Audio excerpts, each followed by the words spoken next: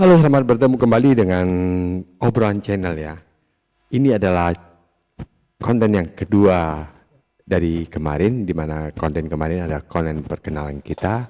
Saya Arisan Yas dan Obrolan Channel menunggu teman-teman untuk selalu bergabung, mensupport, kasih masukan, kasih kritik, saran, dan kritik yang pedas juga kita harapkan dari teman-teman. Juga mungkin hal-hal yang perlu dibahas bisa disampaikan di sini. Oke, kemarin memang kita mengharap teman-teman untuk bisa memberikan masukan konten perdana apa yang perlu kita bahas ya. Dan saat ini ada masukan dari audiens tentang bagaimana sih kita ngonten perdana di YouTube yang bisa buat kita viral. Oke, sama-sama saya juga baru lahir di sini di YouTube dan mungkin teman-teman yang berharap lahir di YouTube dengan tumbuh berkembang menjadi lebih baik, ayo kita coba bahas beberapa hal untuk bisa kita menjadikan YouTube ini besar bagi kita ya. Memang ada beberapa hal yang baik untuk kita sampaikan atau kita bikin konten di YouTube, tapi itu sesuai dengan karakter kita ya, sesuai dengan pilihan dan tujuan pemirsa kita arahkan ke konten yang mana pemirsa kita, dan kita harus tahu pasar kita cocok di bidang apa. Untuk itu memang kita perlu proses dan waktu. Dan ini sedikit informasi kecil untuk memulainya, jadi kita harus meraba apa dan bagaimana diri kita untuk bisa memilih vlog atau review atau tutorial atau challenge dan atau yang lain sebagainya untuk menjadi pilihan kita di YouTube konten ini ya. Ada sedikit penjelasan kecil tentang apa itu vlog atau itu review dan lain-lainnya. Oke. Jadi vlog sehari-hari adalah membagikan potongan kehidupan sehari-hari kita, seperti rutinitas pagi, kegiatan kuliah atau kerja mungkin yang sudah kerja, dan bisa menjadi cara yang bagus untuk mengenalkan diri kepada audiensnya. Kemudian review produk atau layanan. Ini bisa jadi konten yang menarik juga. Untuk review produk atau layanan, untuk pertama memang produk yang kita review atau kita sampaikan ke publik, yaitu produk yang memang kita belum ada kerjasama dengan pihak produsen atau prinsipal ya. Kita review tentang produk yang keseharian kita pakai, mungkin laptop, HP, sepatu, jaket, jam tangan, kacamata atau lain sebagainya yang kita sudah pakai semuanya, dan kita pastinya tahu kualitas dan manfaat serta kelebihan juga kekurangan dari produk yang kita gunakan. Jadi berikan ulasan yang jujur dan relevan tentang produk atau layanan yang Anda gunakan. Ini bisa menjadi cara yang bagus untuk mendapatkan perhatian dari produsen atau pemasar. Oke.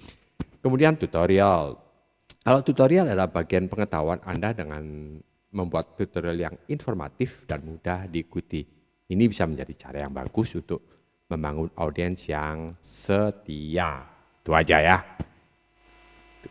Tutorial tergantung kita menyampaikannya dengan enak didengar atau bagaimana. Seperti halnya saya ini kan, saya masih merangkak ya, saya juga butuh komen, kritik atau support dari teman-teman agar saya bisa menyampaikan sesuatu itu dengan lebih enak didengar. Oke? Setidaknya, dan jangan lupa support, kritik, saran itu saya harapkan juga subscribe untuk kita bisa terus terhubung sehingga saya akan menjadi lebih hebat ke depan karena Anda. Oke? Kemudian challenge dan kebetulan. Coba berbagi tantangan yang menyenangkan dan interaktif ya. Seperti 24 jam hidup sebagai gamer atau makanan pedas challenge. Ini bisa menjadi cara yang bagus untuk membuat konten yang viral ya. Ini pun juga menarik. Itu juga tantangan pribadi kita sehingga membuat orang penasaran. mampukah dia untuk ini. Akhirnya audiens akan mengikuti kita dari kurun perjalanan kita, waktu kita, dan challenge-challenge berikutnya. Jadi kita coba kemas dengan sesuatu yang menarik ya. Dan kemudian kisah perjalanan bagi kita yang suka touring, climbing, hiking, atau hal-hal yang sifatnya adventure ya, perjalanan atau dinas luar yang sering, itu bisa menjadi vlog ya, bisa menjadi konten yang menarik juga bagi kita ya, dalam keseharian kita. Bagikan pengalaman perjalanan Anda seperti petualangan mendaki gunung atau perjalanan ke tempat eksotis, ini bisa menjadi cara yang bagus untuk menginspirasi audiens. Dan masih banyak lagi seperti beberapa konten YouTube untuk pemula ya, seperti saya dan teman-teman juga di tahun 2025. Ya juga antara lain daily life and productivity ya. Konten sehari-hari yang membahas tentang rutinitas pagi, kegiatan, kuliah atau kerja. Jadi daily life lah. Jadi sedetail itu kita bisa bikin konten dan istilahnya tidak membuang waktu banyak untuk menyita waktu hanya karena konten, tapi kita melakukan keseharian yang kita expose gitu aja. Sehingga hal itu pun juga menarik dan bisa sebagai bahan untuk konten kita di YouTube, oke? Dan kemudian AI tools dan teknologi ya, konten yang membahas tentang teknologi terbaru seperti AI dan cara menggunakannya. Itu juga tergantung pengetahuan kita aja, hobi dan pengetahuan kita sangat perlu diperhatikan kan untuk hal ini ya. Karena ini menyangkut teknologi yang baru ya. Jadi ini juga sangat-sangat menarik untuk audiens ya, banyak yang ingin belajar tentang AI dan teknologi yang baru ya, karena semua masyarakat kebanyakan sekarang itu mencoba untuk menginovasi, mengedit atau membuat konten-konten pribadi yang baik dengan cara AI yang simple dan teknologi yang baru. Itu juga perlu belajar dari YouTube, banyak yang belajar dari YouTube. Nah, kebetulan ini juga kesempatan bagi teman-teman yang punya pengetahuan AI dan teknologi itu perlu juga diterapkan. Kemudian ada lagi tentang budget living and lifestyle ya. Ini pun juga kebanyakan juga mbak-mbak ya, mbak-mbak itu sangat luar biasa untuk budget living and lifestyle-nya ya. Cowok pun juga boleh juga, banyak juga yang sudah mulai menata kehidupan yang lebih detail. Oke, jadi itu pun bisa buat konten kita ya. Konten yang membahas tentang pengalaman pribadi dan cara mengatasi tantangan, itu juga ya. Dalam artian untuk budget living ada konten yang membahas tentang cara hidup, hemat dan gaya hidup minimalis. Itu penting juga ya.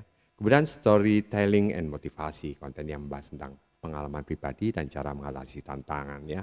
Jadi motivation and storytelling ini juga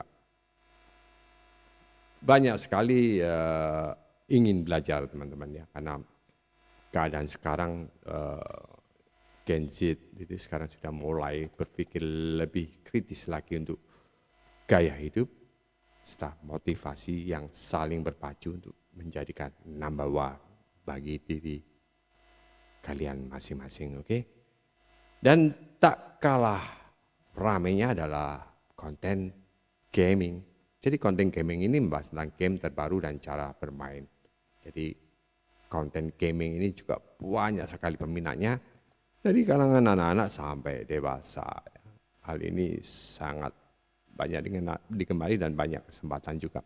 Oke, masih banyak lagi karakter yang perlu dipelajari.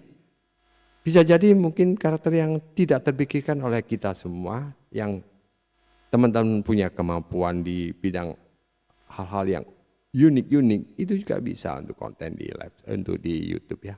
Jadi banyak sekali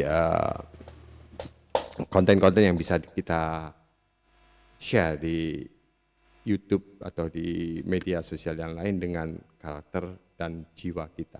Karena setiap orang punya keunikan sendiri, itulah kelebihannya. Kalau kita bisa dan tahu keunikan dan kelebihan kita, ataupun kekurangan kita, bisa jadi konten yang sangat digemari oleh publik ya. Jadi yang penting kita tahu peluang, kita tahu diri kita tahu kemampuan kita, dan kita bisa berani mengemas dengan baik apa yang ada di depan kita untuk menjadi konten yang bisa diterima di YouTube. Itu yang utama, oke? Cukup saat ini informasi kecil dari kita. Saya harap ada komen, ada kritik, dan share juga, serta jangan lupa subscribe untuk konten kami, oke? Thank you, terima kasih, dan bye-bye.